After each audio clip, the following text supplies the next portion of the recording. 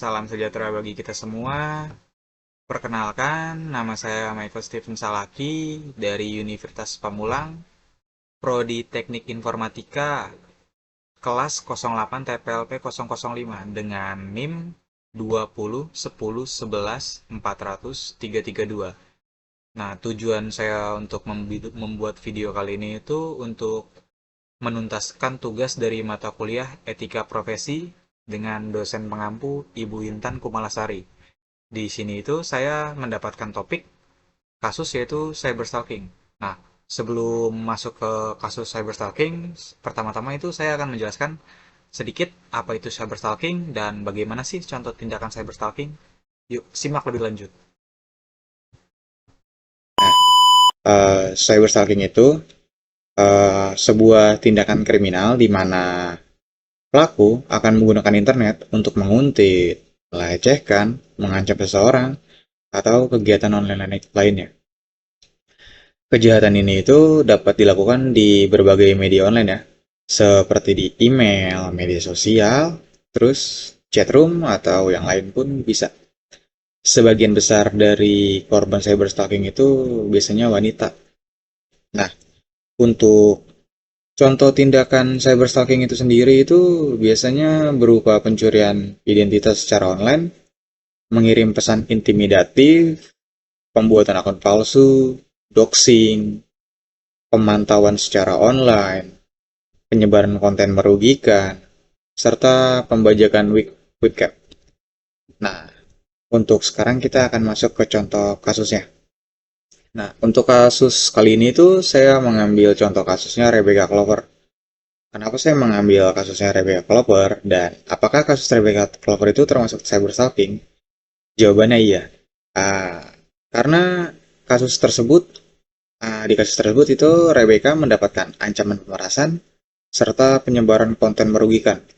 Nah, dari kedua hal tersebut itu berarti sudah sesuai dengan contoh tindakan kasus cyberstalking yang tadi saya jelaskan.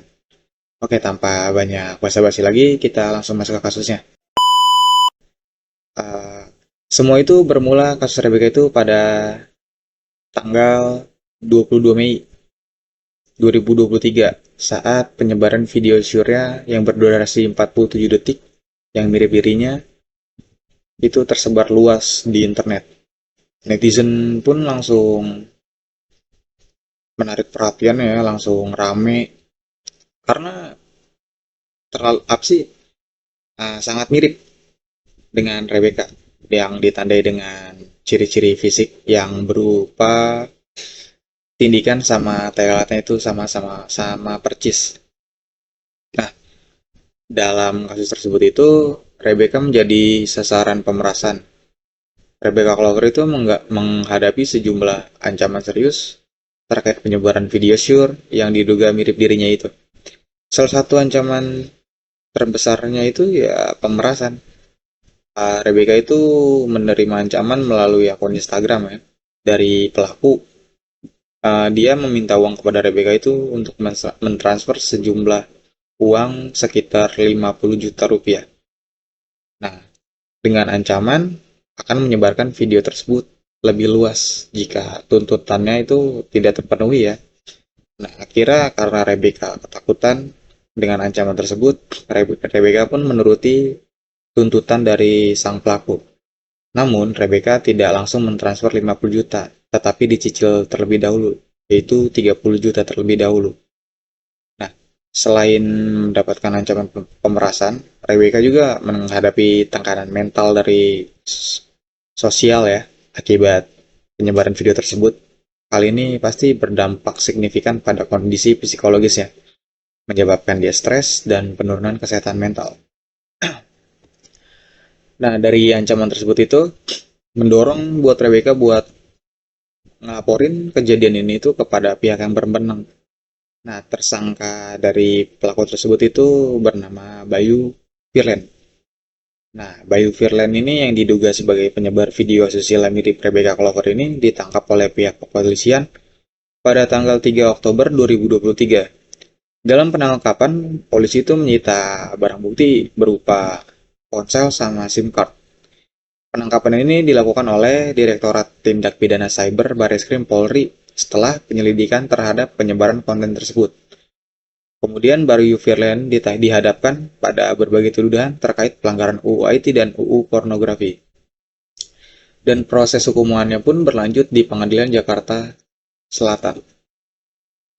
Pelaku, Bayu Firland, ditangkap dan diadili atas tindakannya menyebarkan video tersebut pada Januari 2024. Pengadilan itu menjatuhkan hukuman sekitar 3 tahun penjara dan denda berupa sebesar 1 miliar kepada Bayu Firland. Jika Bayu Firland tidak mampu membayar denda, hukuman penjara akan ditambah. Rebecca pun hadir sebagai saksi di Pengadilan Jakarta Selatan.